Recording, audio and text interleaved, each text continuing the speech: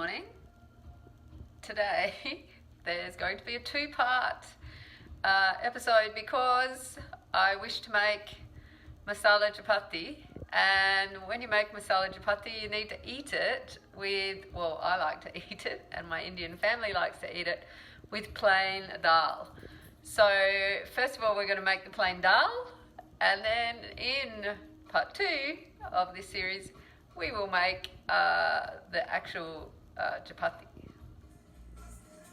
Beautiful sunny morning here in Bridport, Tasmania, and masala chapati for me is breakfast food, so that's why you've got nice early morning sunshine shining onto your ingredients today. So here's your ingredients.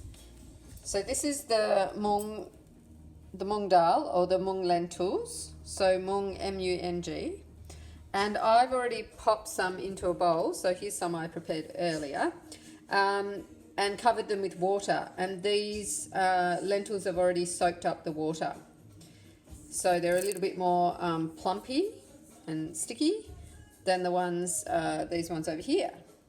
Beautiful.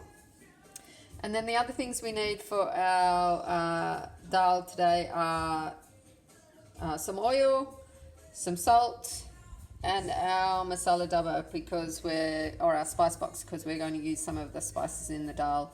Even though it's called plain, it's just not completely without spice. And we need some water and the pan.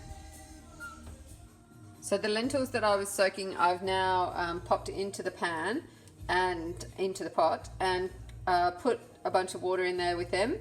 And now I'm going to pop the lid on, and I'm going to just boil these lentils until they become soft. While the dal is boiling, we're going to get on to the part 2, which is to make the chapati. Now, chapati just means a flat bread, and a flat bread with no rising agent. That's what makes it flat. So these are the things that we need to make the bread. So we're taking an equal amount of plain flour and an equal amount of wholemeal flour, and this is because we don't quite get the same flour that you would get in India. I mean, flour is always right, yeah, but we don't get the same one that you get in India. So the closest that I've worked out how to make the right consistency is to put half of plain flour and half of wholemeal flour. We then, for the filling of the masala chapati, we need a little bit of chickpea flour, besan flour, so that's what this is. And then we need some spices from our masala dabba, and of course, salt and oil. So we're going to mix this in this tally, but you can also mix it in a bowl, no problem. So just putting in the white flour and the whole wheat flour, wholemeal flour, and then I'm going to make a little well in the middle, and into this little well I'm going to put a little bit of oil. So maybe for this much flour, just about a teaspoon, not too much. And then I'm going to use water and make this into a nice dough. Might need to add more water, and if I add too much water I might need to put a little bit more flour. So let me get my hands mucky and show you what this looks like in a sec. I started mixing the flour, and then I remembered something really important. These are masala chapati, which means masala means spice, as we've talked about before, and so we need to add spices to our flour mix. So we're going to add just a little bit of turmeric, so maybe half a teaspoon of turmeric, and we're going to add a quarter of a teaspoon of chili powder. And all importantly, I'm also going to grind some salt into there, so just a little bit of salt. Maybe it's not so much because it's only me at home, staying home, isolation, all that kind of stuff. So I'm just going to put maybe a quarter of a teaspoon of salt into there as well. And then I'm going to make my dough.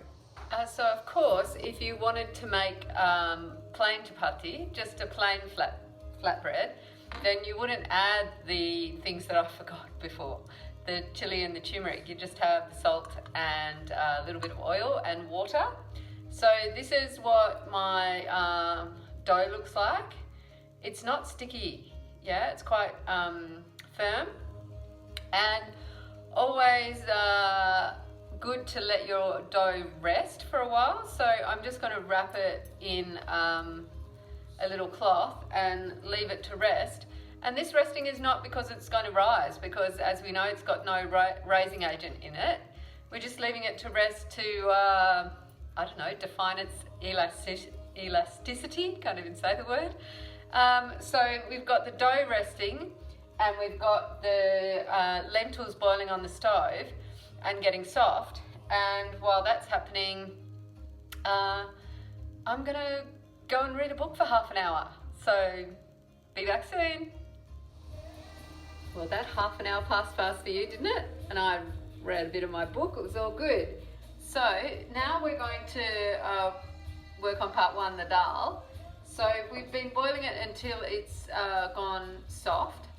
And for this dal today, instead of it being like still in pieces, I want it to be smooth. So there's two things that you can do to make your dal smooth, or three actually. Let's go for three. You could use a potato masher and squash it a little bit.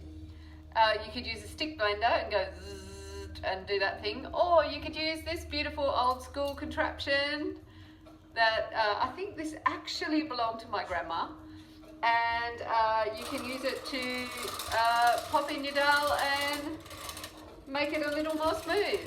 So I'm going to do that with the camera off so you don't have to hear the sound. Won't be a sec. So this is what it looks like after it's been whizzed up. Into our dal, we're going to put a couple of things from our spice box, not very much, but just a couple of things just to make it a little bit tasty. So in my last episode, I talked about this product, which is hing or asafoetida, and it's got a little taste like onion and garlic. So I'm just going to pop a little bit of this in, but if you don't have this, no big deal.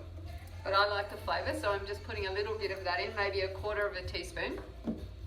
And then from my masala dubba, from my spice box, I'm going to put in a teaspoon, or maybe a bit less, yeah, just a bit less, 3/4 of a teaspoon of turmeric. So turmeric is super amazing for your health. It's an anti-inflammatory. So really good to put some turmeric into your dal, and as mentioned before, would not be Indian cooking without a little bit of salt in there. Now, you know, I used to be a bit freaky about putting salt in food, but I don't eat, I eat a very limited amount of processed food, occasionally some Red Rock deli chips. But when you eat less processed food, then we do need salt in the body. So adding a little bit of salt to the cooking, no issue when you've got a nice, mostly balanced diet where you're eating lots of fresh fruit and veggies and food that you're cooking from scratch like we are today. So that's the dal, people. I'm just going to show you what it looks like.